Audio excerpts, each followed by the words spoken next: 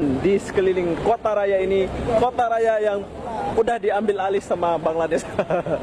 Antara hinaan yang selalu orang Indonesia panggil negara Malaysia ni ialah Malaysia ni banyak Bangla, banyak Rohingya, dah macam bukan negara sendiri.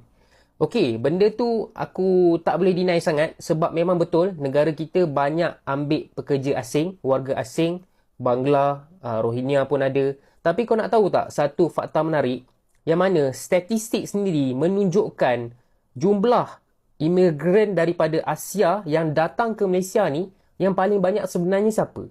Kau boleh tengok table tu. Okey, walaupun ini latest update dia tahun 2021, tapi aku rasa tahun 2024 tak ada banyak benda yang berubah pun.